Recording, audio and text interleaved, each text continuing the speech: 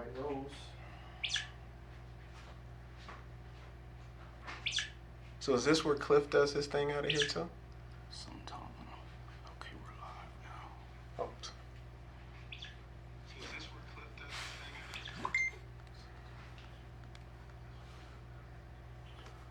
Peace and blessings, family. This is Brother Shareef and Ptah Shakur with the Hour of Power.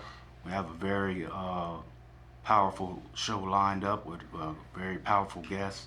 They'll be coming in, just running a little behind, but we'll go on and get started. I'll start out with my universal prayer and nugget of truth, and Brother Ptah give a few announcements, and we'll start right out with this much anticipated interview. In the name of God, the gracious, the merciful, we give him praise and thanks for his mercy and his goodness to the human family. If all the trees upon the earth were pens to write with, and if all the oceans were ink, and then another 7 oceans add to its supply, the writing would still not be enough to explain the glory of God. We confide in no other in our time of need, and we praise no other in our good fortune. He is one. And even if I lived to be 1,000, it would still not be enough to thank God for his many blessings and gifts. We thank God for the Metu Neter, oracle scriptures and writings that came on the continent of Africa thousands of years before any organized religion. We thank God for Moses and the Torah, Jesus and the Gospel, and Muhammad with the Quran. I greet everyone in words of peace. To my Hebrew Israelite and Jewish family, Shalom. To my Christian family, praise the Lord. To my Muslim family, Assalamu alaikum. To my Hebrew Israel, to my Native American family, Halito, and to my people in the streets, what's good to you? It all means peace. So here we are with another edition of the Hour of Power. We start out the show sometimes with a nugget of truth. I had posted this on my page, but I think it's worth repeating. Once there was a man drowning, and a Jewish man went up to him and offered a stick, but the stick wasn't long enough to save him. Then a Christian man came up to him and offered him a stick, but come around this way. But his stick wasn't long enough either. Then finally, a Muslim man went up to him and offered a stick, but his stick wasn't long enough either. The moral of the story is, if we all work together, we can accomplish so much more. And if they would have worked together, they would have been able to save the man. In our society, and our people are drowning and we're not working together. So that's the moral of the story. If all these different faiths come together and put their resources together, we can be much more effective with saving the people. So that's this week's nugget of truth.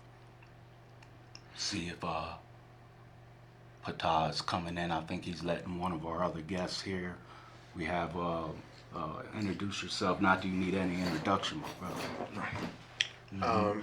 Michael Muldrow. I am the commissioner currently the commissioner with the York City Police Department, formerly the chief of the York City School Police, and longtime advocate for my community and young people. Okay. My brother. My name is David Overton. I am the pastor of Believe Outreach and Ministries, as well as the founder of I Believe in You, consultant. Been working with youth, been working with community, been working with faith-based communities, juvenile centers, and so forth. At the end of the day, I want to see our communities do better, and my main focus is young black males. Okay, all righty. So I wanted to have a roundtable discussion about a serious issue in our community and nationwide, really, is gun violence, and the main thing is solutions. Because we all know what the problem is and see the problem, but, what's the solution, to all this? I don't want this to just keep going on and on. I know some efforts have been made, but just to clarify some things, me and Commissioner Muldrow was briefly talking before the show started. What's the current, I don't know what you want to call it, statistics or progress, so to speak, with gun violence? I know it seems like it's picking up more. When I pick up the York Dispatch or it comes online, it seems like it's always something, but you know, seeing that isn't always give us a clear picture of what actually is, and who know better than you. So where are we at with gun violence, especially with our youth? As we have this conversation, and even when my colleague gets here, the tone that we'll take, even coming off of today, we're never going to be satisfied. We're never going to be satisfied with where we're at, but in the same breath, like I was telling you when we were talking outside, in the same breath, I'm respectful of this community and how this community, York City, has received the message. Thankfully, with God's help, we've been near an 80% reduction for the last 3 years in York. It was, when I first started in this role 5 years ago, we were shooting every day. We were averaging 140, 150 some odd non-fatal shootings a year.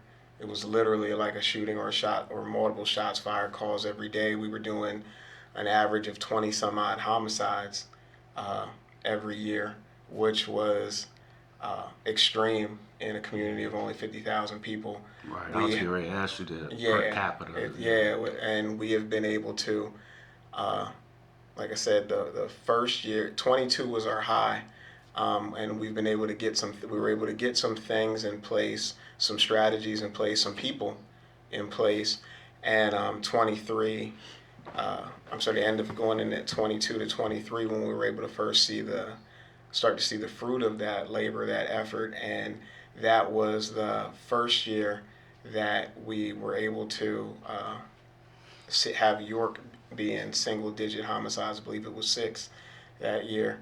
Not all attributed to gun violence. Some of them were other domestic incidents, stabbing incidents such as those. But getting in that single-digit number, why you hear me say that so much is we haven't seen that in decades in York. Wow. So, like, literally, we haven't seen that in decades in this community. Even back in the 70s when we were just children, the numbers were high. We've always been, our average in York has always been around 12.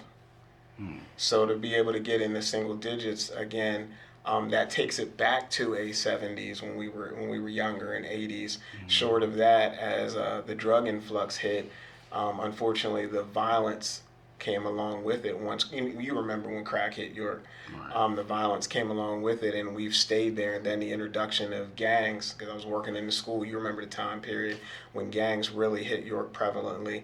We've just had so many things, so many influences hit us, even in this community, that just changed the trajectory, and it's kept us in that high number. And then coming into the 17, 18, 19, we started to see the high capacity weapons and firearms and the influence of that hitting the community. So rather than it being a shot or two fired at a time, by the time we hit 2020 and 2021 coming out of COVID, it was, instead of being 6 shots were fired at somebody, it was 30.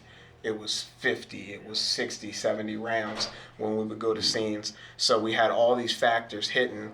And then, like I said, just I praise God and the effort of everybody that allowed us to make this radical change, and the fact that the community listened and embraced us and started heeding the message and trying to be a part of its own change.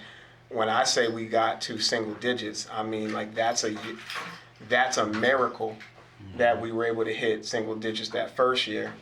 And I'm glad Tiff is getting here, because then everybody thought that was an anomaly when we hit that milestone, we got into single digits. But then year 2 came, and it happened again, and we went even lower. And then it was people. That's when other cities, even people in this community, and we work so hard to celebrate the young people and the people in this community for being invested in and really wanting to be a part of change. But that's when we started seeing all the other cities and stuff take notice. And from Baltimore to Pine Bluff, Arkansas, Reading, Allentown, Harrisburg, we started getting all the calls where everybody's wondering, what is it you guys are doing? And then we still had the people that were skeptics about the change that's happening here. But then we're sitting in year 3, and we're even lower now. Yeah, we're sitting in, I mean, we just went through a summer that, I mean, I refuse to knock on wood because I'm not superstitious. We just historically, and people can run the data themselves, this is the quietest summer that this city has ever seen. This is literally the quietest summer that the city's ever seen. So I understand the national picture. I understand the pain that we deal with when we lose anybody. And as Tiff will tell you when she starts to talk, any homicides is still going to be too many homicides. That means that we're always going to be at the drawing board trying to do whatever it is we need to do to get ourselves to 0. But with that said, I'm appreciative of this community and the change that they've wanted to see, because I can put all the cops in the world that I want to on the street, and we can take the message to the street corner, to the schools, to the prisons, and everywhere else. But until the other side listens, until the community listens and says, yeah, we want better, until we get them young boys that tell us like they tell us now, yeah, I want to be able to send my kids to the corner store and not have to worry about it. Yeah, I want my mom to be able to walk to church and not have an issue. I want to be able to play in the park and not have to feel any kind of way. Until that happened, we were still seeing high numbers in York, but it's a different conversation now. It's a different conversation in the prisons. It's a different conversation in the schools. There's a different conversation happening in York, and you're seeing the results by the people that aren't dying. Okay. Sorry to get preachy. Oh, no, it's okay. Pastor Overton, what's been your view of the violence? Because when did you come here? I've been in York since probably 07, but really I was still going back and forth to Baltimore for probably 11 years. So really, you being from Baltimore, I thought 13. you had came later, but you've been here for a while. I was still, spending all my time in Baltimore until probably about 14, 15, and really started like get involved more. My sons got older, so friends and so forth, and so started getting more into the community the same way I was in Baltimore, and like Commissioner said, they're doing a great job, but I do believe, one of the things that I always look at in schools, one thing is, education. One thing is education, and we gotta look at education as a whole. What you're being taught, how you're being taught, who you're being taught from. All of that plays an important part for you to really understand, like, who you are, right? When boys, right, and girls find out who they are, then if you have that column, that's what should line up inside of your column. Right? If you got other things in that column, either there's a confusion of who you are, right? Or what's supposed to be, or how that person acts inside of that column, right? So if you're saying like, hey, I'm a black male, but we got these other things in this column that doesn't represent what a black, then you might think that this is what a black male is, right? So you got all these things when it comes down to violence, but my thing is mindset. Like, it's mindset. It goes across. Like, he just said, like, hey, Harrisburg reached out to them. Pine, Arkansas reached out to them. Baltimore, right? All of this, because guess what? It's happening everywhere, right? Like, it doesn't matter. Like, when I travel to Baltimore, I travel to Camden, New Jersey, right? I can see the same black, like, splitting image, right? Splitting image. Like, wait a minute, they've never seen each other. They've never talked, but this is the same exact kid. How is that? Mindset. And same social issues. Mindset, right? So, you gotta look at.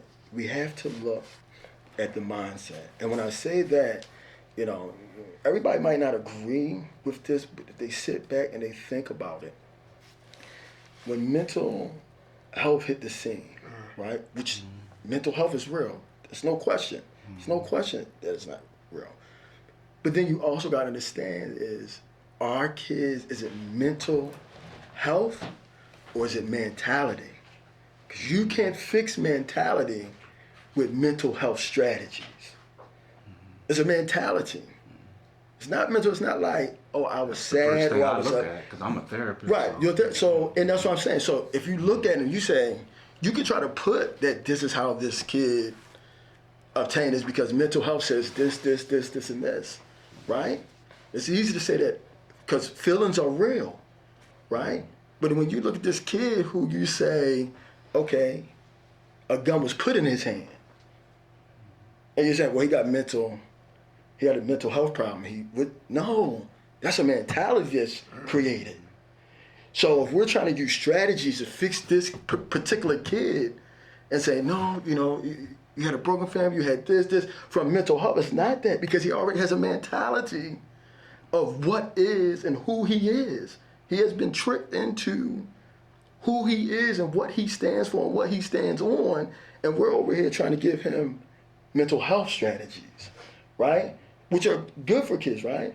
I do it at my school, SEL, right? Social emotional learning. You know, it's very effective, but it's not effective for someone who has a mentality, right? So, I mean, these are some of the things you gotta look at, and you have to be able to pinpoint them, right?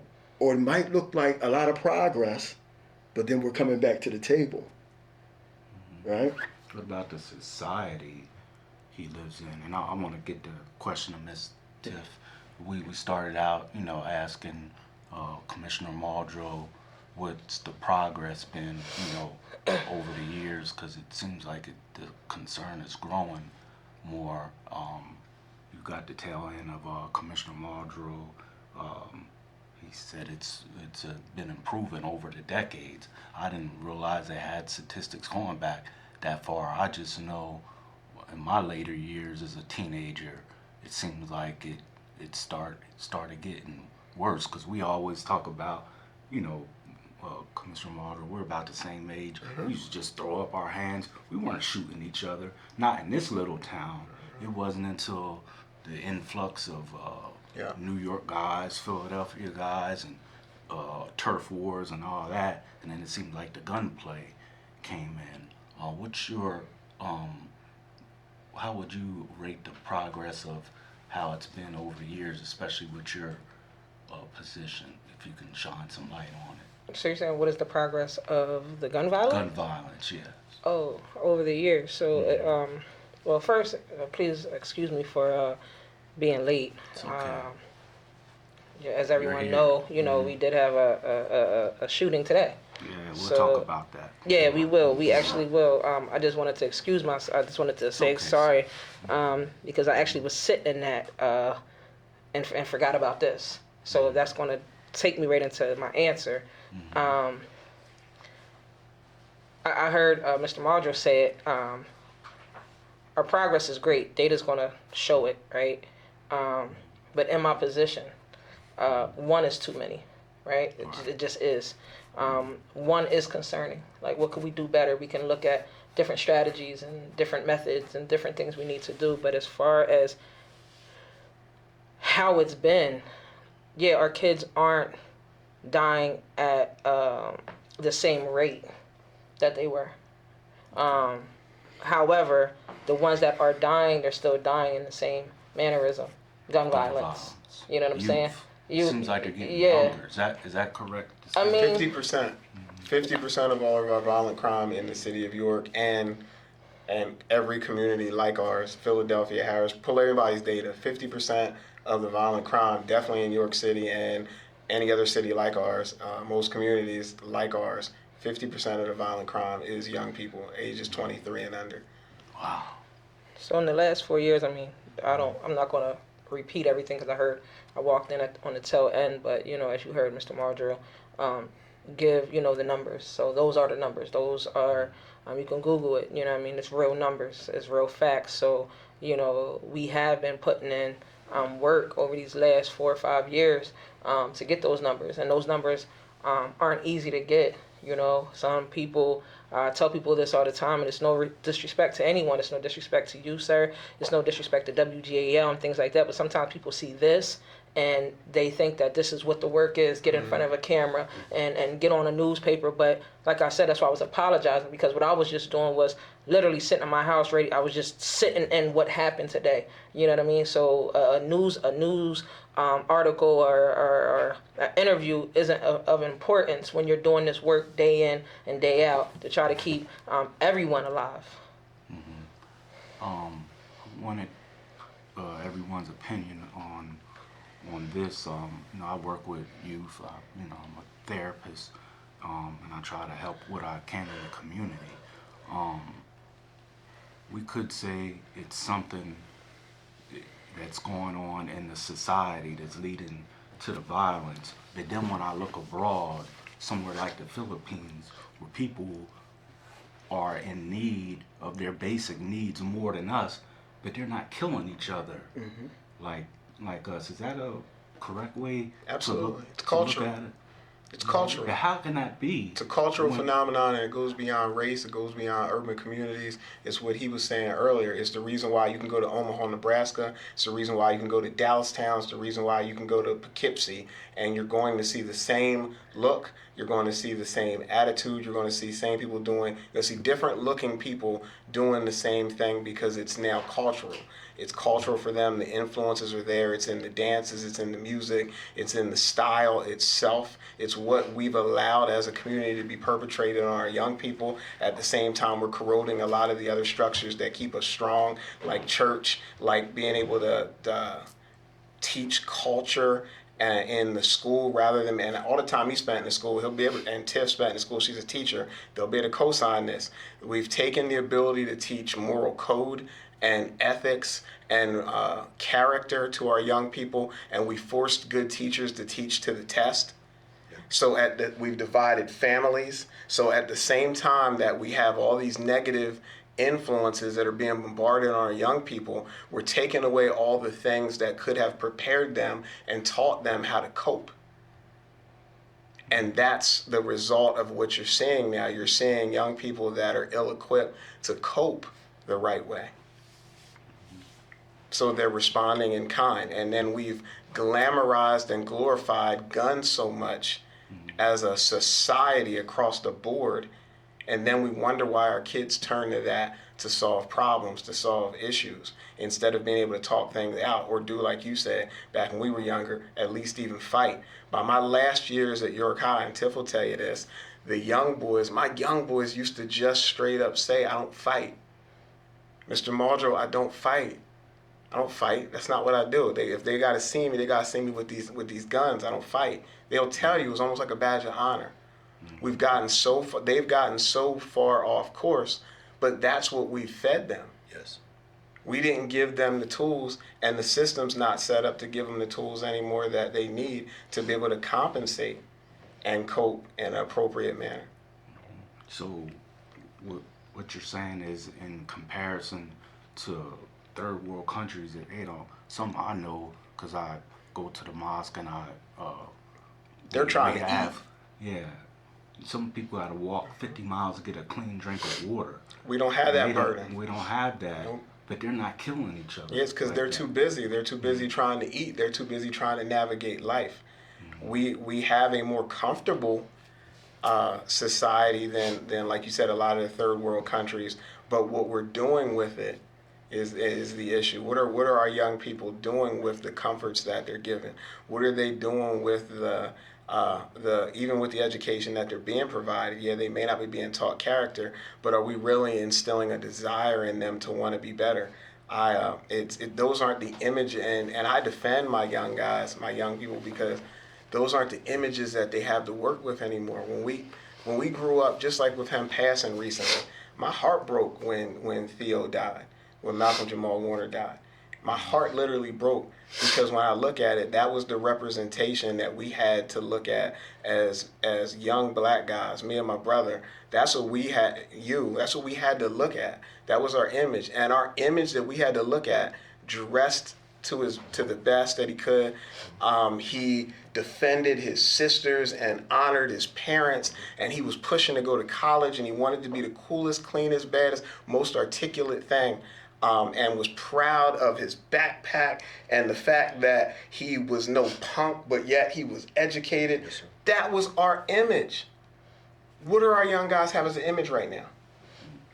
I like Pastor Overton, because you work with the young people. What, as compared to other countries, and Commissioner Muldrow gave excellent. What is it?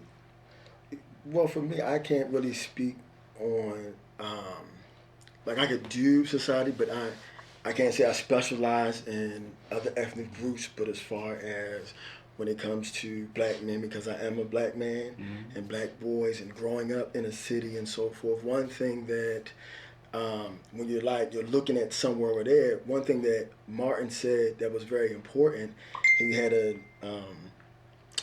when he was doing an interview, one of the things that the journalist asked him is, he said, hey, what is it that white America needs to know about the Negro? The one thing. And he says that he was never an immigrant. Right? And that's very important because our perspective, people are trying to tell us how we should be able to see somebody who came here volunteering, right? Knowing what there was like and say, I can be a better place. We didn't come from that. We didn't come from, oh, it could be a better place.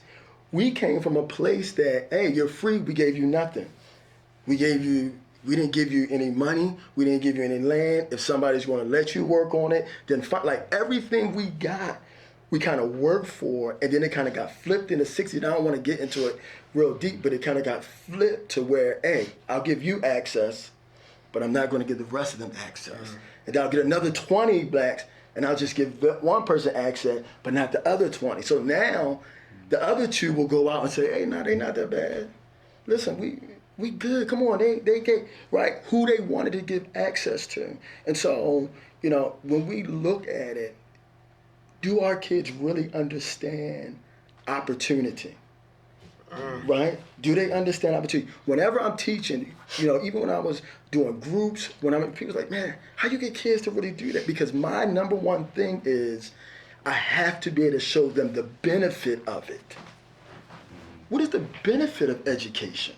Right? Not like, oh, I want you to do it because I said, or I do it, or get a good grade. You know what I don't like when I go in schools, when I see teachers like trying to change a behavior based on saying, don't you want to get a job? Why are you asking an 8-year-old if he wants to get a job?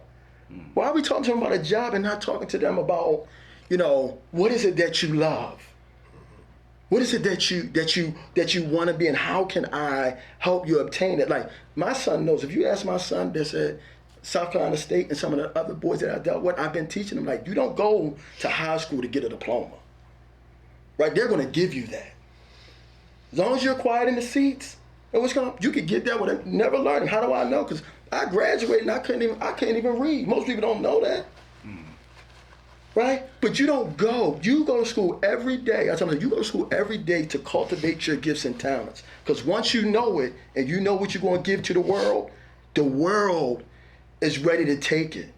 Right? So you're going to college now not to go get a degree. They're going to give you that. Yes, you're going to cultivate your gifts and talents so you can find out what it is you got to give to the world. We're teaching kids, it's a different time frame. Even when we grew up, people would be glad if you just get a job, keep it for 40. Now we're telling people about jobs. That's not the milestone anymore. Graduation shouldn't be the milestone for us, right? Because how many people do I know that's graduated that don't have a job now? That don't know what to do now?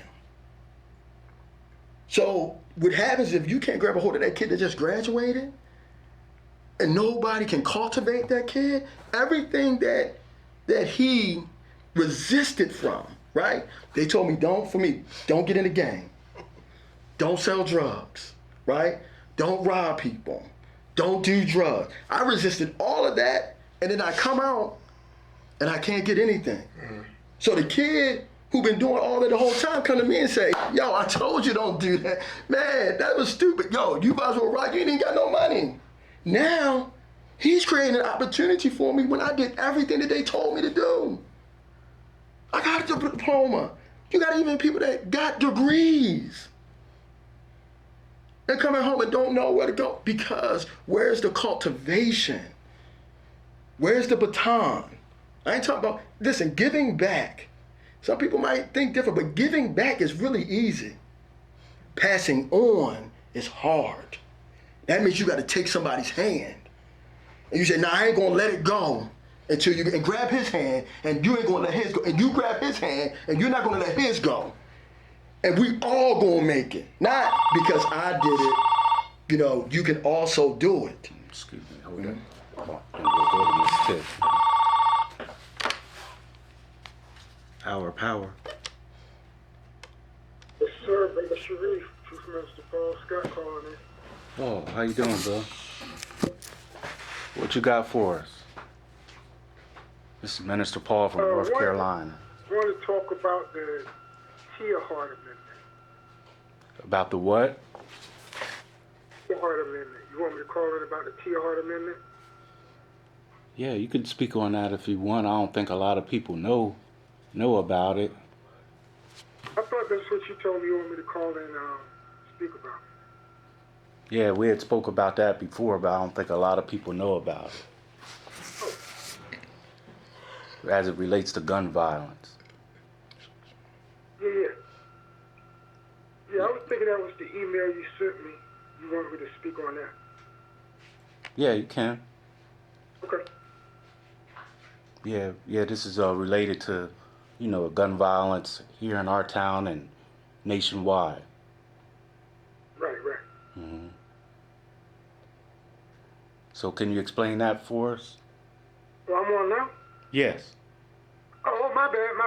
Mm-hmm. This is Chief Minister Paul Scott, Minister of Information with the Black Hoodie Brigade, Durham, North Carolina. And just want to talk a minute about the Ptah Amendment. The Ptah Amendment. A lot of times we go to these meetings and we ask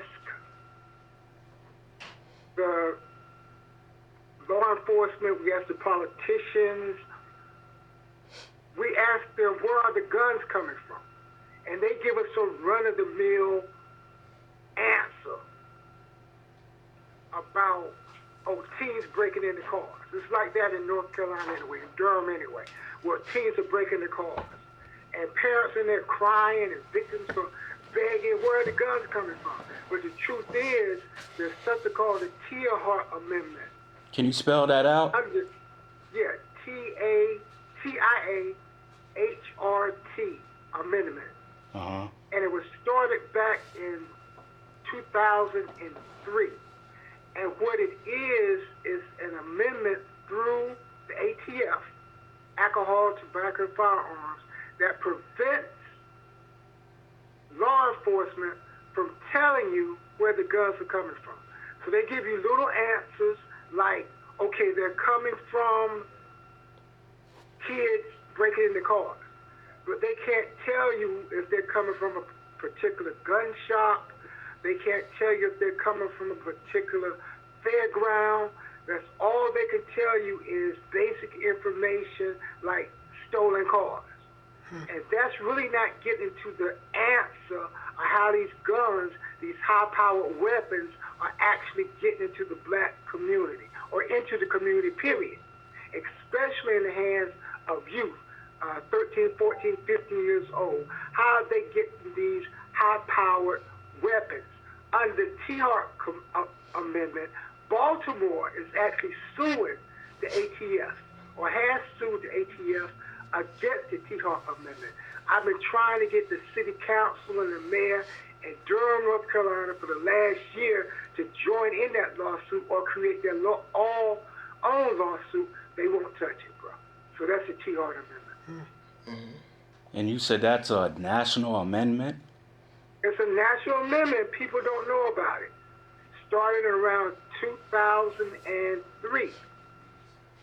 And I know California, when then Senator Kamala Harris in California, they tried to do something against the bill as well. I think that was around 2020, 2019, 2020.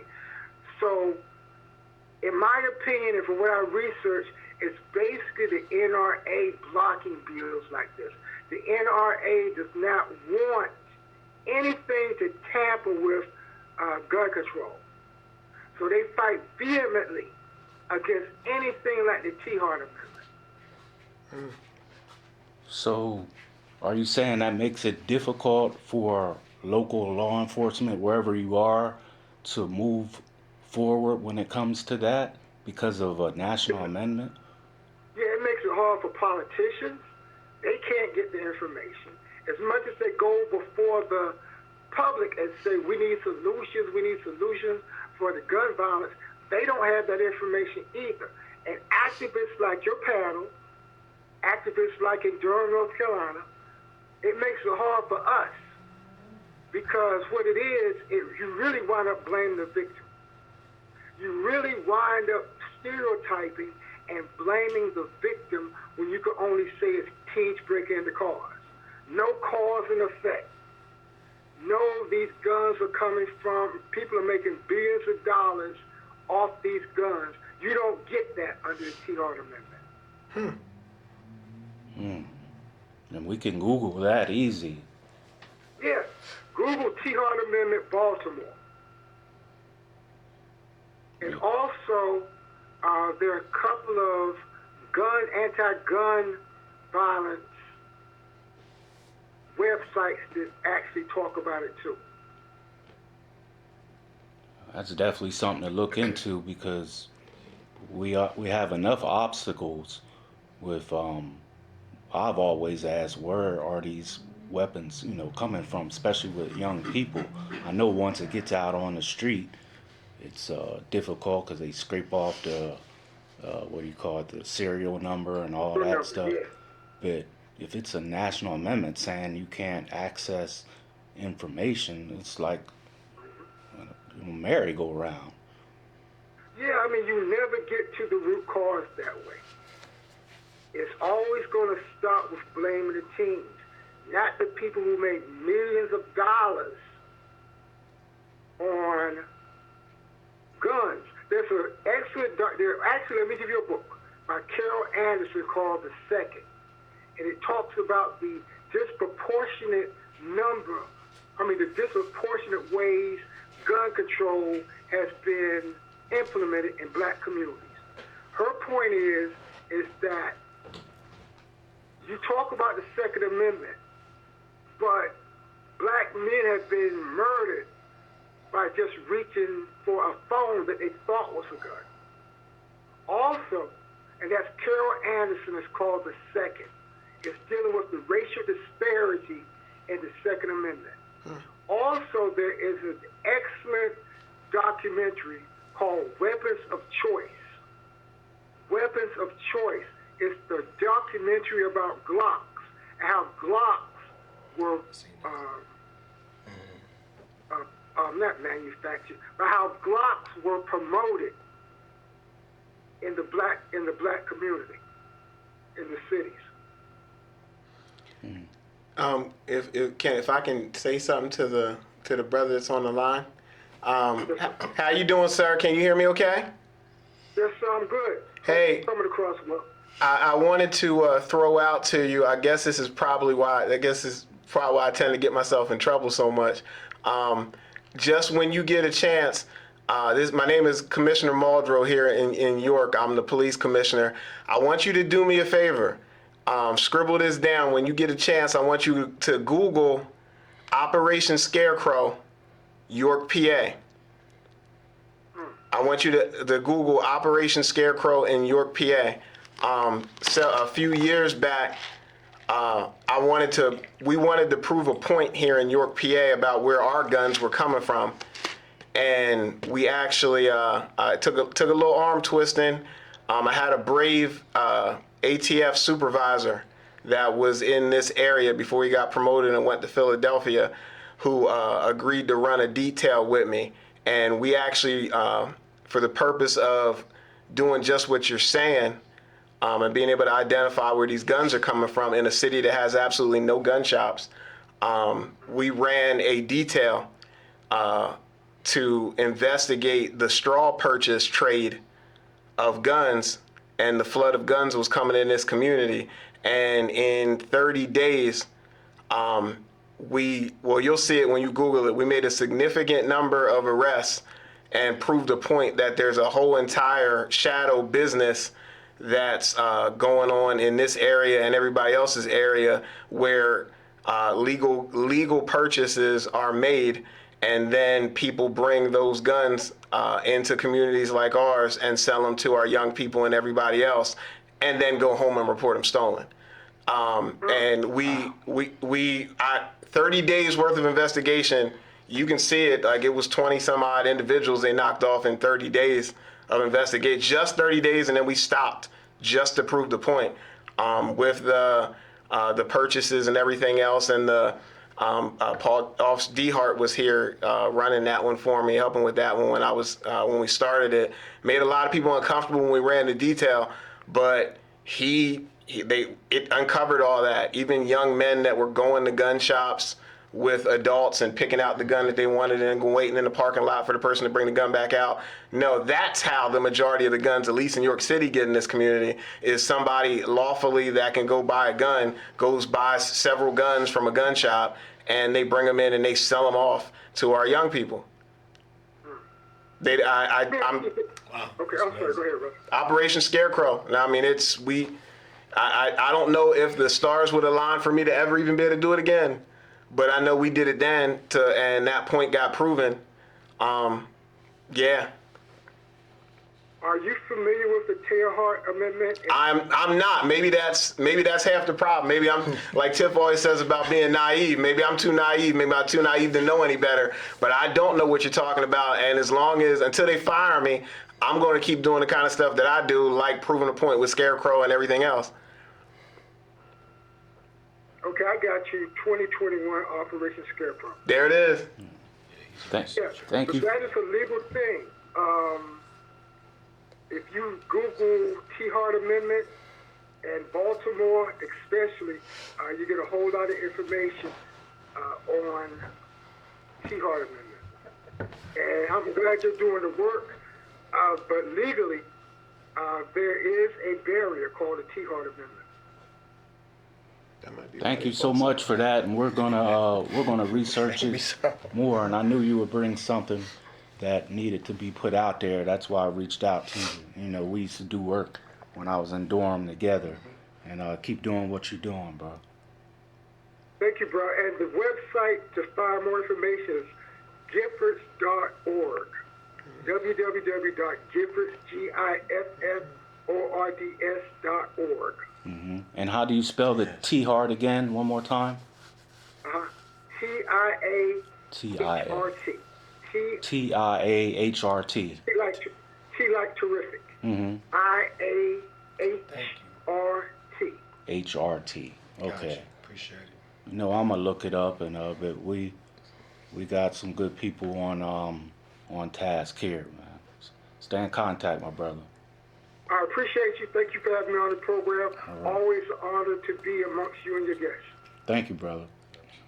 Peace, peace. I may interject just real quick. For everyone who's watching this particular program, this is the Hour of Power broadcast coming live every Wednesday from 8 p.m. to 9 p.m. on the White Rose channel 16 and 18. If you're actually watching this on Facebook, we got a bunch of eyeballs, and I'm actually going to share some of the comments in a moment. Please put your comments. We're going to extend a little bit longer beyond the 9 o'clock time limit, so if you want to call in, the call-in numbers on the bottom of the screen, 717-846-5067. We have the Police Commissioner, Pastor David Overton, and Tiff Bridges with the gun violence. And this is Tiff Lowe. Tiff Lowe, excuse me. Dang, I'm putting them wrong. We know her too. I'm sorry, that's my cousin. So go ahead and give a call in. We have some wonderful comments, wonderful support. Everybody's chiming in. We got Carmen Bryant saying wonderful, brilliant, thanking you all for being on the panel and adjusting these issues that are going on. Eric Mann saying keep pushing on, brother. Tanya Larry is commending you all for the wonderful works that's done in the city. So, like I said, if you want to call in, if you have a comment on the bottom of the screen, we'll make sure that we try to get to it before the conclusion of the show. But I'll kick it back to you, Shareef. All right. Ms. Tiff, I know you interact well with the youth. Do you think that's a valid excuse of the things that they see with hip hop and the movies? I think Brother Overton mentioned that, and I've talked about it. Or is it more what they're learning directly in the home about gun violence with such young people? And like you said, the culture. It's the culture. I wouldn't say it's an excuse. It's the reality. Mm-hmm. When we get taught things, right? People teach us, you might tie your shoe one way, I'm gonna tie mine the other, right? Mm-hmm. There's a couple different ways you can tie your shoe. I'm gonna do what I was taught, and I'm gonna do what's most comfortable. So with gun violence in our community, I'm in communities, all over, and as I listen to both of you guys, there's no one answer. There's no right answer, right? But one thing I do know is it is learned behavior. Even if it's not in the home, it is in the music. It is on social media. Right now, if we're going to be real honest, the young people aren't even really listening to music videos and watching music videos and things like that. When I was younger, I come home, we watch BET and things like that, and we mocked what we saw. But now we have Instagram, we have Snapchat, we have social media, and instead of our young people, or not even just young people, for real, people in general, trying to help a person, if the first thing you see everybody is with their phones. Everyone has their phones, they're recording.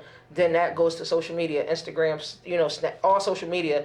And then these young people see the likes, the shares, and they want that. They feed off of that. Everyone's feeding off of that attention. You know what I mean? But then you go back to some of these individuals that it is being learned in the house. As you stated, you may have a family that, education isn't there, love isn't there, support isn't there. Nothing is there, but only thing is there is when they wake up, they know to pick up that gun, they know to sell that drug. That's love for them, that's education for them. Some of these young people can disarm a gun better than officers that was trained, better than Army vets, because they study it. Their family, that's what they know. That's what they know. So the real question is, honestly, how do we disarm them? How do we collectively disarm them? And if people don't understand, you mean to get them to turn in their guns? Turn in their guns. Stop killing. Stop. To unteach this. To teach them good habits now, because these are bad habits. And one of the things I've learned just in 4 years. Matter of fact, what's today? The 1st. Mm-hmm. Today marks 4 years that I've been with GVI. Today. And for 4 years, I've learned from October 1st of 2021 till now, each and every day you got to evolve your skills. You got to keep up with them. You got to keep up with the Joneses. You know what I'm saying? So it's like the things that I was doing in 2021 is not going to work today. The things that I just did today is not going to work tomorrow. I got to stay on social media. I got to stay hip. I got to stay educated. I got to stay filled up with love. I got to stay filled up with faith, so that I'm showing these young people, if I'm going to call myself a leader, or everyone else is going to call me one, I got to show them what that looks like. You know what I mean? So I have to play my part, and so does others. I can attest that it can be unlearned, because that was all I was learning at one point in my life. You understand? So I come from a product of what you talked about, of what we're talking about. And in one part of my house, it was definitely love. You know what I mean? Kudos, and my grandmother, I hope she's resting in peace. That lady showed me love. She loved me dearly. That was one part of my house. But then the other part of my house was drugs. Another part of my house was guns. Another part of my house was sexual abuse, and so on and so on. You know what I'm saying? So I had the option to either learn this or learn that. I learned both. Now, what am I going to do when I get to the world? You're right. I could go out here and I can be educated. I can be top of my class. I can get the degree. I can do all of that. Whippy.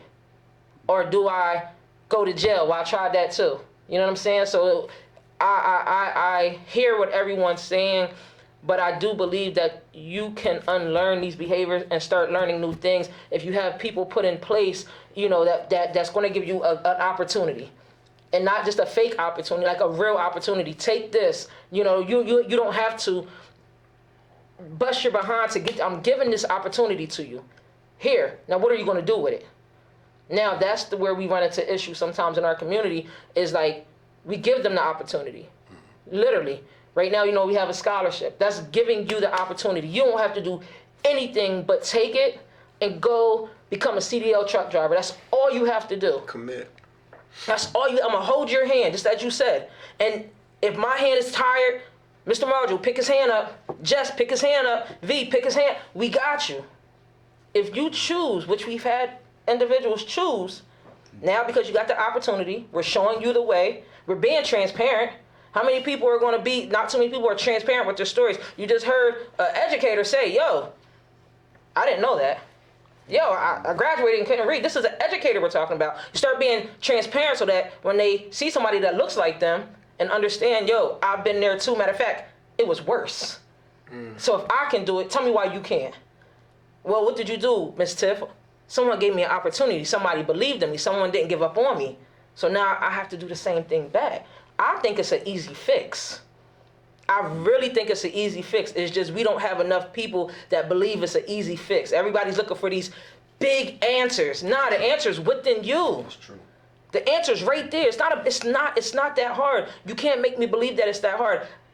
Today I sat in my office and I said to my team, I said, dang, yo. They said, what's up? Everybody was okay. Not okay with what's today, but they were still on some like, yo, we're good with numbers. But it beat me up that we made the 3 murders this year. 3. Other people might say, Tip, that's not that bad. It's horrible. It's horrible. I don't care if it was domestic. I don't care what it was. It's horrible.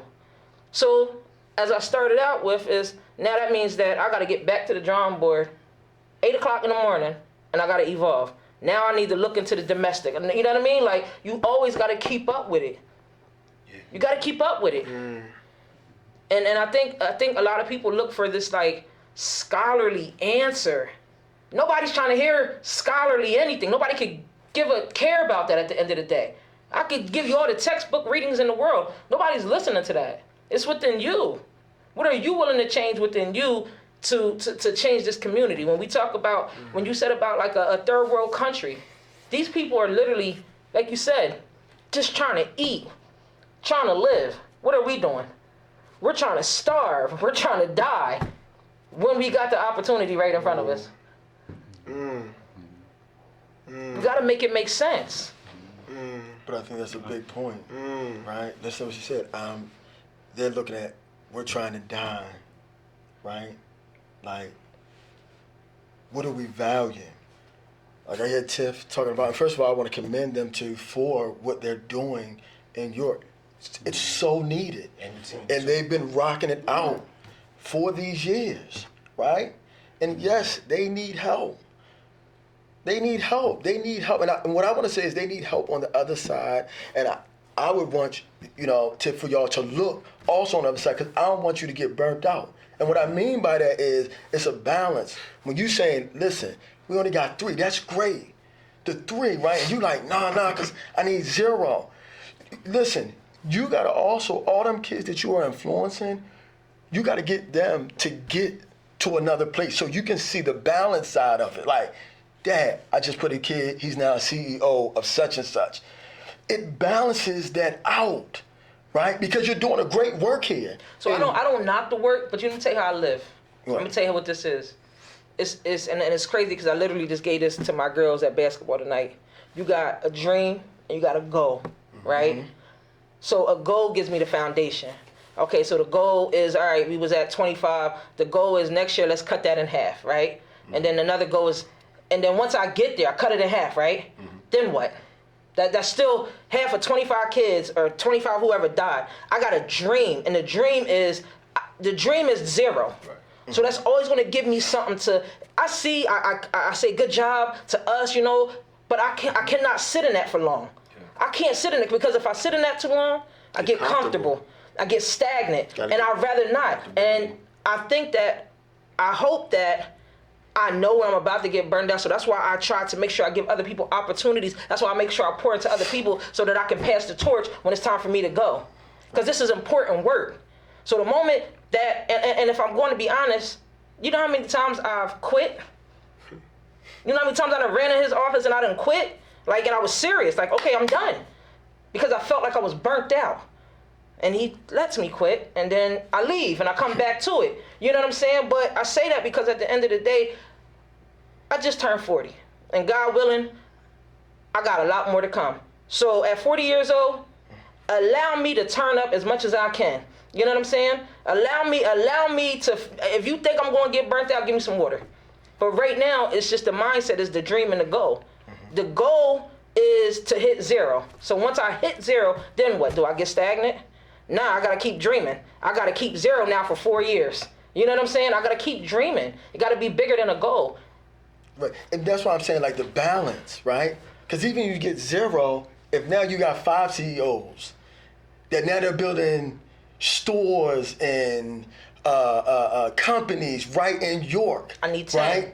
Right. You need to. So that's what I'm saying. The balance of, listen, I'm making sure that people ain't dying anymore. We dealing with the guns, but we also building the community. Like, he's a business owner. She's a business owner. He's a business owner, and that's all from the people that you pulled in. That's the other side of it, right? When I say brother, I'm not saying like brother. I'm saying like, hey, make sure somebody's pouring into you. As well, because you're giving out so much and you're doing great things. Absolutely. Right? The big thing is, go ahead. You want to take that? Hour of power. Question. Hello? Yeah, who's calling? Okay, got a question for you guys. For the young lady that's up there talking. She Hello. was saying that the youth, there's programs for them to get CDL license. Yes, sir.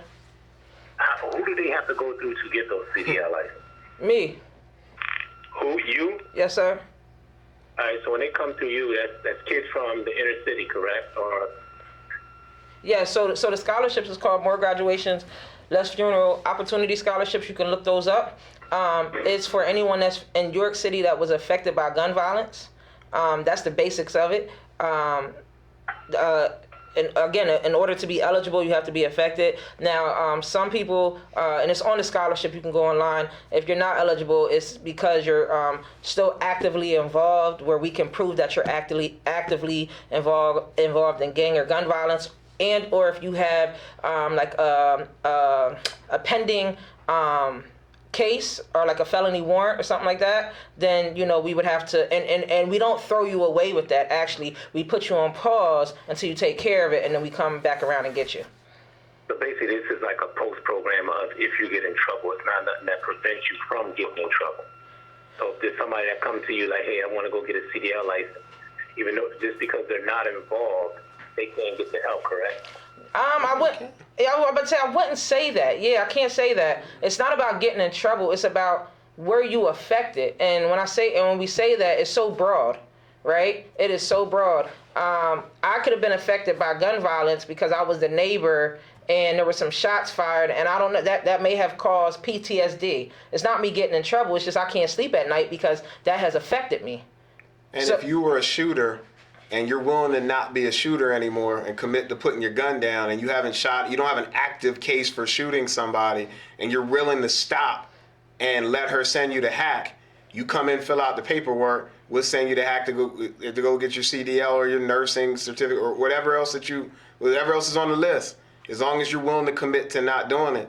And if your dad was somebody who was out there and got shot and killed, or you were affected that way on the victim side, we send them.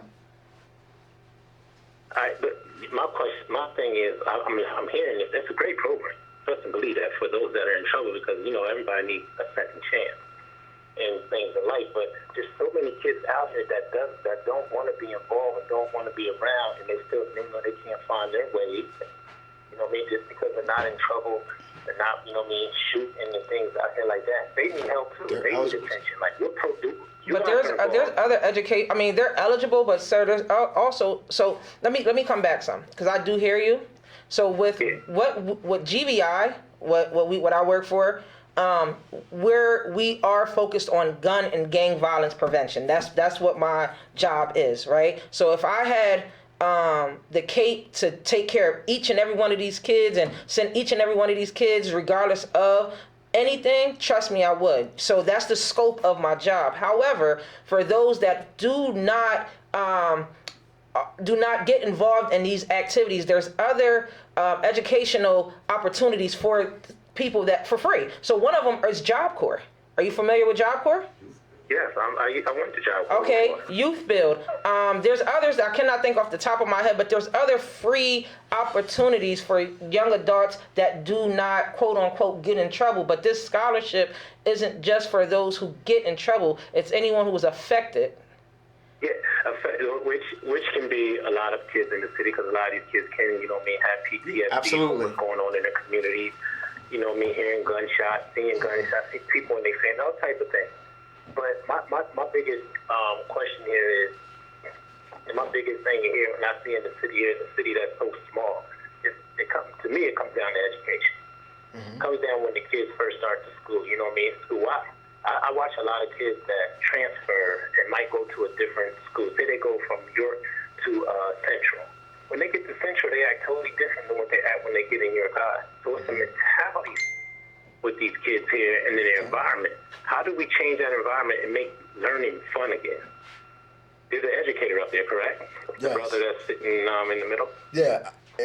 If I would answer that, it would come down to helping them understand the benefit of education. And I'll be honest with you, I've been trying to get into York City schools for years. For years to be able to, and I almost got in 2 years ago to do like PDs and so forth, right? Like things like behavior is just communication, right? To help teachers to really understand, are you looking at a kid, he flips the desk over, is your first response, because he flipped the desk over, what's going to happen to him, or grab him, whatever, versus your first response, not saying that you're not going to handle that, but your first response is, why is he communicating like that? Why does he communicate by kicking the table over? Why does he communicate by, so the thing is, also when we talk about opportunities, it's also giving opportunities to people that you believe that can help change things, right? And sometimes individuals aren't given that opportunity for whatever reasons. It's definitely education, right? Education would solve probably 80% of our stuff. And I'm not just talking about in school or institutionalized education. I'm talking about across the board, right? I'm in church, even in church, right? We should be teaching. You think about some of the things that are going on now where we're upset. They're taking this out. Well, you should be teaching it in church. You should be teaching about our culture in church. So there's other avenues, but you're right. When it comes to education is the key. And do we need help with parenting and so forth because we have young ones? Yes. But at the end of the day, first of all, we got to be honest when it comes to education. I've been to a lot of places where they have programs, and the program gets $1 million, and the first thing they say in August, like, for this program to work, we're going to have parent participation. They already know they're not going to have parent participation. You think the fact that there's not a lot of parent participation in the early ages of school? Because you got to look at it like this. Like, we send our kids, like, say our kids go to McKinley or Jackson or somewhere like that. Mm-hmm. They go to school, and when they go to school, for some reason, they're young. As young as they are, they're still acting out. And they're young, in like the 8-5 and the first grade and all that. They're still acting out. And I think it's a cultural thing too, right? You got to be able to build relationships, right? And I don't have time to go into like 5 different relationships that there are out there, right? Like, everybody's not going to have a relationship with kids the way I have with kids, right? I've been doing this for a long time. It's my passion. It's my gift. It's my talent. It's what God wants me to do, right? There's other people that love to teach or love to do a subject and so forth. So they need to be taught these things on how to handle and build relationships, right? Because it's easier to teach someone who believes in you or buys into you, right? And so I think when you think about it, it's definitely education, but it comes down to, again, who's educating the educator, right? That's what it comes down to. Yeah, it comes down to that. But how do we start that program? How do we start that here in York City, to where the fact that we get these kids in these schools, especially when they come in young. When you get kids when they're young, that's the easiest way to start grooming them before they get to the the bigger grades and all that stuff like that. When we start putting structure in those, like K-5, first grade, second grade, when we're not dealing with the acting out and all that stuff, we make learning fun again. How do we do that? And I heard you saying it's about who we have in there facilitating the classes, blah, blah, this and that. If we know the wrong people are there, why isn't a lot of focus, set on that? Because don't they start building jails when kids get to third grade and start acting up and blah, blah, this and that? I mean, that's a very good. Yeah, I was just getting ready to say, as a 13-year school district executive, I'm going to put on my York City School District hat, and I'm going to speak on their behalf. They deal with being a cash poor institution. They're an institution that has always had to figure out how to get a lot done with a little bit. So my challenge would be, how do you get that implemented in the York City School District? And this isn't going to sound good. It's literally what we're doing with GVI. You figure out how to develop the program, and you take it and offer it to our school district for free. That's how you get in the door. That's literally what GVI is. I mean, I pull no punches on it. That's what GVI is. GVI is an education-based strategy that's having conversations. What she's done with it is an education-based strategy that's having difficult conversations with people about conversations about subject matter that's focused on keeping them alive. And she designed a curriculum, and we pay for it, and she pushes into the school district, and it's at no cost to the school district. We know our kids need it. We know we have a lot of talented individuals in this community. It's a matter of, what are we willing to give up, our time, our talent, or our treasure? And these are conversations that need to be had. These are important factors and chunks that our young people need to get. We have to figure out ways to offer that to the school district without lining our own pockets. Yeah, but the problem is, you send people in there to do things like that. You saying without lining your own pocket, but you go in there and you correct things, but they got people in there that's working, that's being paid, that's supposed to be doing that. And we can absolutely, but at this point, do we let our kids fall to the wayside, or do we support the people that might not know how to do it by popping in, showing them how to support them, showing them how to do it better, because maybe they have a desire to want to do it, but they don't have the background or the know-how to be able to communicate to our kids in that way, in the way that we know they need to be loved and appreciated and reached. So we push in and have those conversations and model it for them and support them, and then we move on. Or what we bring to the table is valued so much that it's undeniable, and they see a way to pay for that rather than paying for something different. I like the idea, yeah. But listen, I appreciate everything you guys are doing. I think you guys are doing a great job in this community. With lately crime, everything is down. Keep up the good work. Great program and everything. I just wanted to get some questions answered. I don't want to hold the phone up too long so somebody else can call in and ask questions, but appreciate you guys. Yeah, thank you. Thank you, bro. I'll make one more comment on that, and then if we could, because I know your time is valuable, I have one more important question. From what I know, education-wise, going into the schools for years, one thing that was the death blow at York High is when trade schools left York High and went to Votech.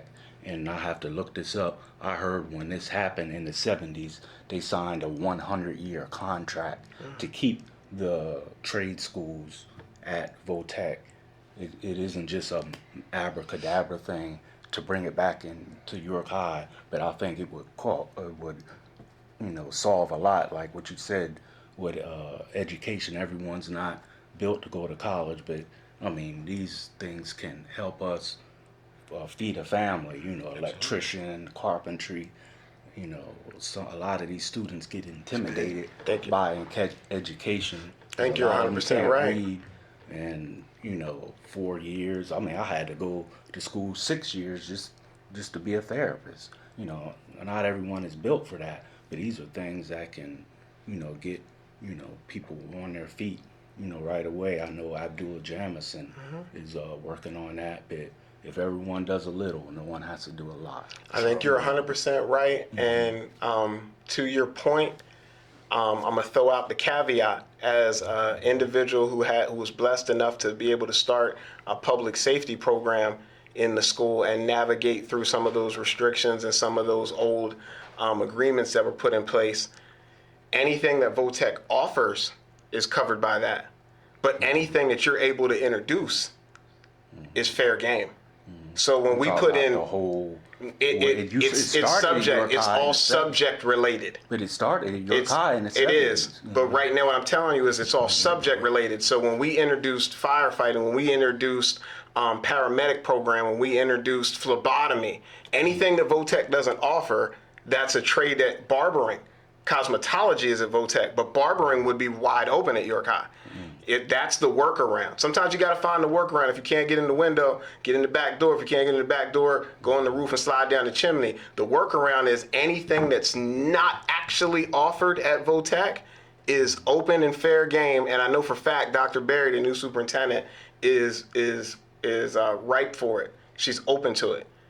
So that is there is a workaround for that. It's some of those other things, even like when you mentioned the counseling piece. If you had the time, if you put together a program and you wanted to put together an intro to counseling to be able to offer to our young people, you would be able to. It would be open because it's fair game. It's not something that they're already offering. Just gotta let our youth know that those opportunities are Yes, there. we got to create them and then let them know that they're there and make them attractive enough for our young people to want to get them. Like Diaz is doing with his program. Yeah, that's literally what Diaz is doing with his program. You find those nooks and crannies to work around some of those old contracts and stuff that were in place, and there's a lot of wiggle room in that. Okay.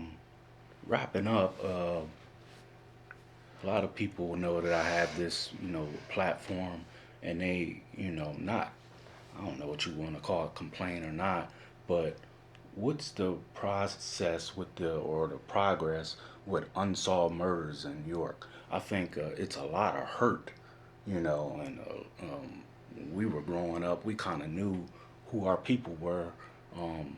With the disconnect, the young people, they're hurting their own family, sometimes, but it is a lot of pain with the unsolved murders. In York, I can just run off about 4 or 5 in my head right off the top. But what,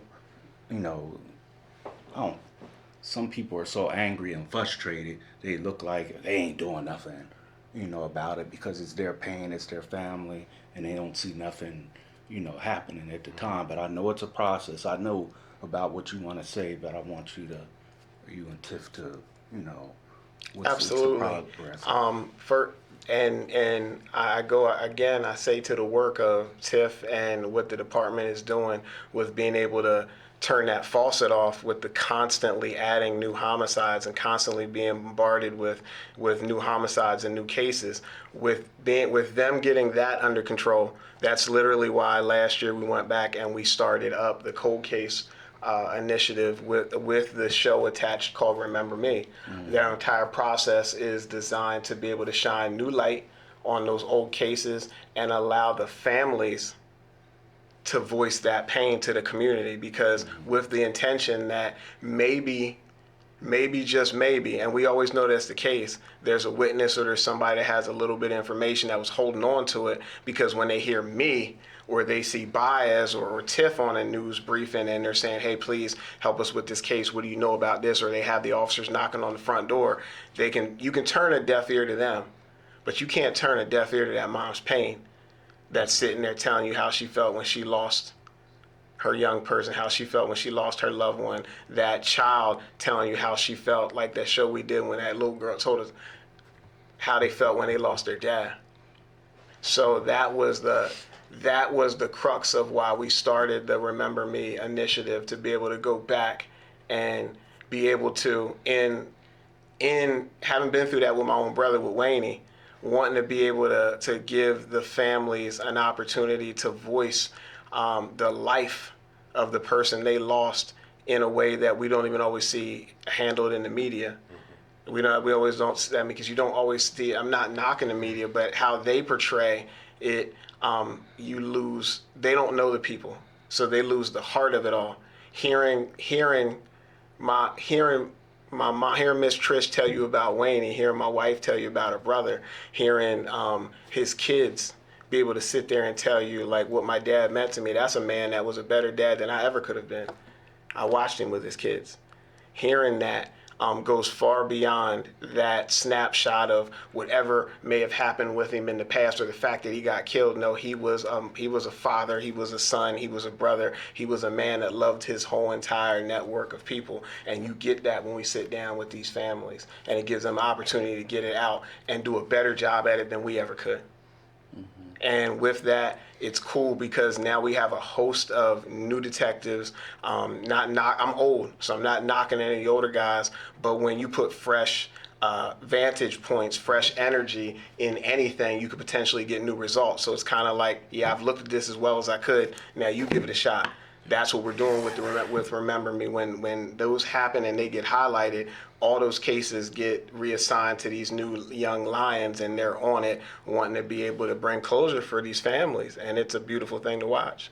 So being able to let our community know that you're not forgotten, hence the name Remember Me, is important. I'm proud to have been a part of that. Ms. Tiff, what do you think that people who know what's going on, because someone's seen something, what is it that they're, other than the obvious, that they're so afraid of? Because we're all told that it's going to be confidential.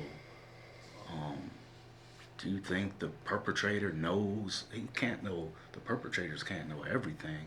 So I could have been standing across the street and saw something. What do you think is they're so apprehensive with? Because I know that's what you need. Man, that is a good question. I guess it goes back to the mentality, the no snitching, which is, I guess I don't get it at this big old age of mine now. If I am a law-abiding citizen and someone gets gunned down in front of me, I'm not snitching. You know what I'm saying? Protecting your community. That's exactly, and then understanding that if that was your family. But one of the things I hear and I've heard, and I'm going to say it on this, and I hope, my community don't throw me away for this, but I hate hearing, let the cops do their job. That line burns me. How can the cops do their job when you're not going to help them? If you know who killed someone, in order for the cops to do their job, you must say something. You know what I'm saying? But it's that mentality of, yeah, well, just let the cops do their job. How? You are a part, or you're a part of their job. Tell them. Show them your cameras. You know what I'm saying? Like, someone died. This isn't nothing. This ain't, and again, I know I probably shouldn't say this. If it was 2 people in front of your house boxing or something, and you don't want to tell the cops, okay. You know what I mean? Okay. You got a little scratch, okay. But this is someone's life that is gone. These are families that are hurting. And as Mr. Muldrow said, regardless of how you may want to paint the person out, because that's another thing people say, oh, well, you live by the gun, you die by the gun. Do I get that? Absolutely. Do I get it? Yeah. I'm not going to act like I don't get it. But I believe that no one deserves to die. I don't care how they're living. You know what I'm saying? There's just other justice. There's just no reason why people should get gunned down for the reasons they're getting gunned down. And then you have the other folks that, is just being prideful, is that learned behavior. It's, I'm not snitching. It's the I'm not snitching. And once we get up out of that, because when you talk about unsolved murders, one thing I learned back in 2021 by one of the detectives I spoke to, because you got to think, when I came into this work, I didn't really know too much about law enforcement. I, wasn't a really big fan of law enforcement, and I had to build relationships with a lot of those guys because as a community member, I'm still on my community side, let me say that. But I was more so like with that learned behavior, like, oh, they're not doing anything. They're forgetting about us. So I had to build relationships with these detectives to see, are you really doing something? Or are you doing exactly what my community said and that's nothing? And I had to learn that was not the truth at all. You know what I mean? I see the hurdles that these detectives go through. I see the barriers that are being put in place. But one of the things that a detective said to me, and I never, ever will forget what this man said to me, and this was back in October of 21. And he said to me, he said, Tiff, there are really no unsolved murders in this town because someone knows who did it. He said, most times we even know who did it. It's the fact that we can't prove it. He said, I could go down all of these murders and I could tell you that's who did that, that's who did that. But just because I know it, I need someone to come and testify. I need the evidence, but it's known. This is York, we know. So on paper, it's unsolved. But truthfully, it's not. Someone listening to me right now knows who killed someone. But you're sitting here listening to me and still saying, I'm not going to, and we're not going to say I'm not going to tell. I'm not going to heal. I'm not going to heal because I don't like you. You know what I'm saying? I don't like that family, so I'm not going to. No, come on. It's not about telling, it's about healing. Because at the end of the day, it's just on paper that it's unsolved. In this little old town, somebody knows. Someone knows. So we got to get out of that I'm not telling. Bump all of that. Say, yo, I want to heal. Because, and that's another thing I think about all the time. If I'm holding this in, if I know that John shot Joe, I'm gonna believe that that's gonna come back and get me. You know what I'm saying? So if you're wondering why, this person getting cancer and that person this and all this, your family dying by the dozens, think about what you know. You know what I'm saying? That thing gonna come back around and get you. So, think about stuff like that. I know I do. I got a conscience, I do. So, I tell my community knows this. I'll say it here, I'll say it anywhere, I'll say it across the world. Don't kill nobody in front of me because I'm not living with that. Don't kill nobody in front of me. I'm not living with that. Call me what you want. Period. Like you said, people know, since a lot of people reach out to me, I don't gotta go into detail, but we had a vicious murder on East Market years ago with a very well-known young man, and I'm asking the people, they said, oh, plenty of people knows what happened. It was in broad daylight on that street right before Turkey Hill. But no one has stepped forward, and we can go right on down the line. That's all it takes. Very concerning. I'm with you, Tiff. I tell everybody, I'm the biggest snitch. When I tell you, we got to change this culture around. So if you just like you, I'm gonna take the heat off of you. I'm the biggest snitch. If you kill somebody around me, you gotta worry about I will be the one that. But I think you gotta that. you gotta define that too, so people feel. Because it's a different than a snitch and someone telling. Absolutely, I say it all the time. Right. Like what you're doing is you're telling because you're not a part of it. I'm with you. Right. I'm with you. And so a snitch is someone who's a part of it. Got you. Right. If me and Muldrow want to go rob a bank and we need somebody we need a driver. Right. He say, yo, go get Phil. We go get you, but we don't tell you we do it. Yo, we gotta run into the. I'm with you. So you get caught. Everybody else is telling you, you're a snitch if you tell. So you take that on. You take that burden on that you never were supposed to take on. Right? That's not your thing. Great comment. Yeah. And It's a great I think another big thing, right. If you know you in it, then yes, the code would say you don't say it. But we've made a street code a community code. Right? That's what we did. We made it a community. Like your grandmother can't even tell now. Why? Oh, she is. Your 80-year-old grandmother a snitch. But then if you think about the street code, right? And I'm glad you touched on that. And I love touching on this. There is no real street code no more, right? Because the street code that I knew I grew up with, coming from like out south and being around like the 212 and all of that era, right? women, children, was Schools, all churches, you know what I mean? It was yeah. levels to this stuff. Yeah. You know what I mean? It was the real They was different. Snitches get stitches. It was that was all real. If we're gonna talk about snitches and stuff like that, and I'm community, so I guess I'm allowed to say this. I don't want to see no violence happening, but sometimes it ain't the community telling. It is the person that was with you that done told on you. You know what I'm saying? Right. Oh, now you're back. Then it is. Yeah, Yes. you know what I'm saying? So some of these things Yes. could be getting solved because so when we talk about the street code, if the community has picked up that code, oh baby, we in trouble. Yeah, that's why we in trouble. Right. Because if it was just Right. in a, if they kept it confined, we'd have been all right. But if the whole community has picked up this street code that has no loyalty, that has no love, that has no anything, well then maybe that is the answer. That's why that's probably the answer And right I think there. that is the part. I think that's the part that we're seeing, right? That comes back to value, right? And I was teaching, and I don't want to go into like Bibles and all that, but like love, unconditional love, is only attached to value. I can love someone, if somebody looks at me, man, look what he do, he love you, but I know why I'm doing it, so it can look like love. You don't know if I love that person till you see other areas to be able to say, I value you. And so what we're seeing in the community right now is like people are looking at people as things, right? Like it's no name. We don't value our name. We don't value nobody. So what are you saying? I'm saying a thing doesn't have a name, right? A thing is an object that one needs not. So if I don't need it, I can throw it in the trash. So you're talking about somebody picking up a thing, which is an object, which is a gun.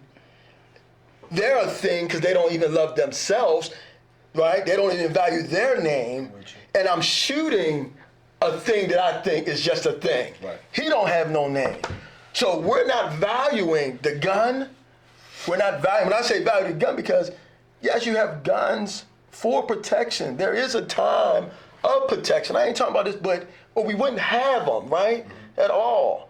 But so there's a purpose for a gun, right? But what I'm saying is when I'm a thing, when I believe I'm a thing, nobody has taught me who I am at all. I don't even value my name or my people's name. I'm a thing. I can throw myself. I don't care about life, right? And I'll pick up something that's a thing and I'll shoot a thing. Right. Because I don't value him either. So even to the point that now it's gotten a community where guess what? You're saying, tell us who shot this man. And they're looking at it, it's so normal. They're like, shoot, that was just a thing. And it's funny that you say that because now you got me thinking about what's been modeled and the things that we've heard, things that I heard over the years from like my dad and Mr. Leon. God bless anybody that remembers Mr. Leon in the barbershop. If I'm that committed to my wrath and my rationale and my reason to take a man's life, you ain't gonna have nobody tell on me. I ain't gonna run. I'm gonna tell you I did it. That's how I was raised. If I did it, I'm gonna tell you I did it. If I'm that committed that I needed to take somebody's life, I'm gonna sit right there and I'm gonna make sure you know that I did it. Yes. But then you think with that, like when we talk about street codes and things like this, right? It's also a game.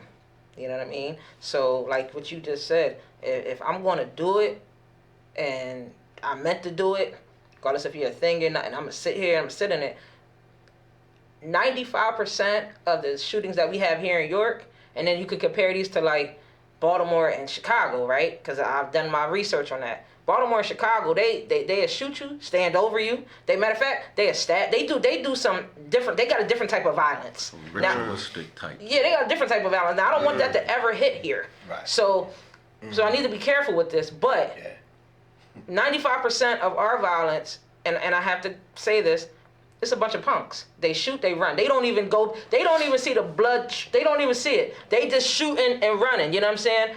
They playing those video games, and so this is real life out here. And then you talking about a code. So I always tell them, like, if you play Call of Duty, right? There's a code, and the code, whatever code you put in, you can cheat and you can win the game, right? Well, that's what they doing in the streets, right? They living by this code, but it's a cheat code.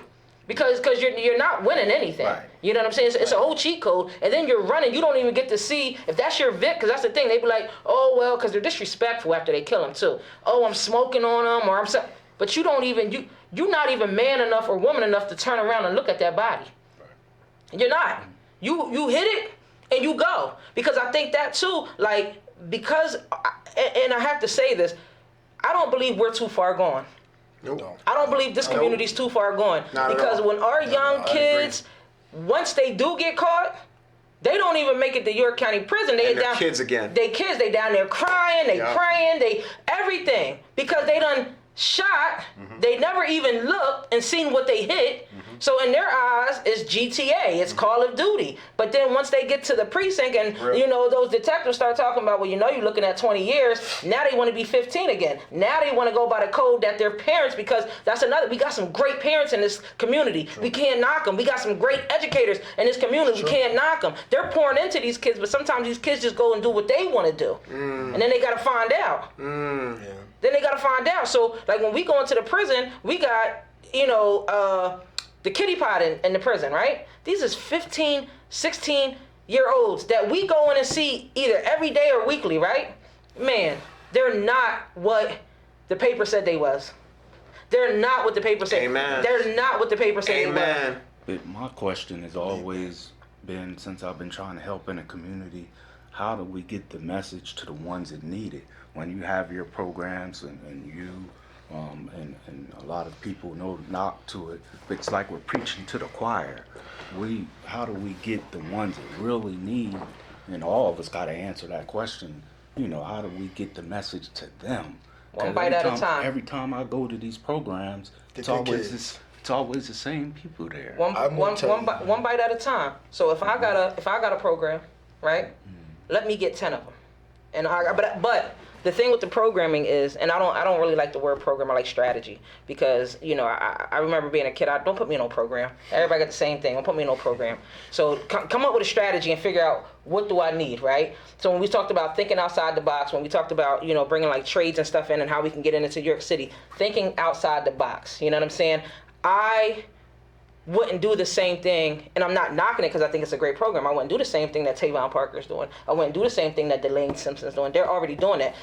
Tavon got 60, Delane got 60, let me get 60, right? Now what do I need to do? So one of the things like I did is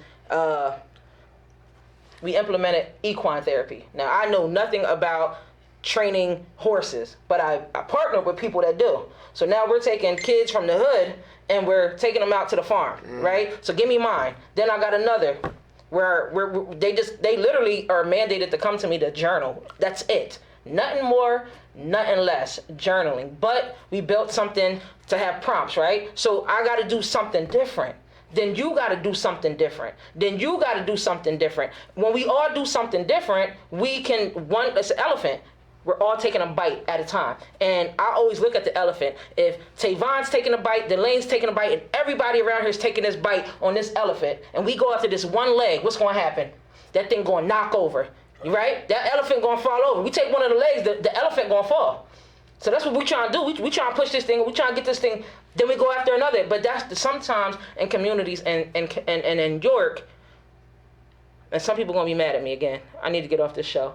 Our power. It's an elephant, and in what York sometimes we don't realize that this big old elephant is our community, it's our kids. So some people want to take a bite of this leg, some people want to take a bite of this leg, some people want to swing on the trunk, some people want to be on the top. Nah, we all got to get on the same leg. Right. You ain't gotta like me. You don't gotta like me, I don't gotta like you. But you take a chunk, I'll take a chunk. Let's knock this thing down. And then we can all go back home. And what are you willing to do? Like you said, people, like what you were just saying, people see my town hall, but they don't know I cut hair at the prison every month. What are you willing to do? A lot of people like to talk. A lot of people like to criticize. A lot of people throw shot and shade. But are they willing to do the work that I actually do? Do you actually know the work that I do? Are you willing to do the work that I actually do? Every single day that I'm out running, and I intentionally run everybody's neighborhood every time, every day, no gun, and I stop and I talk to any young boy that wants to talk to me, or I roll up and approach any young boy that slows down enough to be able to hear me. Are people willing to risk what I'm willing to risk? Not the cute stuff, not the news article, not the little town hall meeting, the stuff that I do. And not only that I do, that I've done since 1998. Yes, sir. One last question, because we could be here forever. Would the implementation of 140 cameras help take down some of the crime? Absolutely. Absolutely. Absolutely. You're for It's a ridiculous thought to think that it wouldn't. That's My fine. little 8 cameras, when it's funny, when the thing hit and she's talking about hot summers and needing to be able to move and change with the culture and stuff, we had something go on, and I remember Tiff coming to my office. I remember that day you came to my office and you said, Mr. Muldrow, it's picking up. I'm feeling it. Like I'm telling you, I'm reading the tea leaves, it's picking up. We need to come up with something else. And then that's when the idea for the portable cameras, that we can move around like chess pieces and drop them in different neighborhoods and move them and shift them again and shift them again when stuff is hot and shift them again. That's where that came from. Just like this. It's not going to fix it forever, because that's not the way crime and disorder works. But it's going to fix it for a time. It's going to change the game until something else happens and people adapt to the next thing. But this is going to create a generational cultural shift, just like cameras getting put in your car. And Some people said they feel like the city would be under siege with their privacy. I totally understand that if it would have been the model that people asked for years, and I've never supported that. What I supported was 2 things. I don't want to control the cameras because it's too much power to give to law enforcement. And if you're going to do it, put the cameras everywhere. Not that nonsense of, oh, this is a high crime area, so we're putting cameras here, which then ends up being code for communities of color. No, if you're going to do it, put the cameras everywhere. And I don't want to be the one that's responsible for it, because can't nobody say that we misused, that law enforcement misused. It's the system that they're promoting is the extension of the old school neighborhood watch program, where citizens just like you are looking out for your brother. And when you see something that doesn't fit the norm of the society that you want to see in your own community, then you call it in. Otherwise, for us to access them, we have to request for them to do it based off of a request.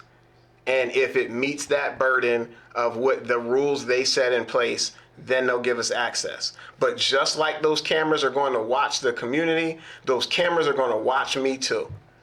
Because that's the thing that nobody ever talks about Lancaster's system. There have been officers in Lancaster that have gotten busted for misconduct off of the camera system. And it can't go into your house. It can't go into your house because they're literally the same system that they're looking at. The AI is set up that it blocks. It literally puts a red block over every residential window, so you can't see even if you wanted to. It's the common areas that you can't protect anyway because you legally don't have the right to in common areas. You don't. Anybody can take pictures of anybody they want to in common spaces. Period. And that's what it is. It's an extension of the neighborhood watch program. Nobody even cares to use it to catch people smoking weed. It's not what it's for. All right, family. We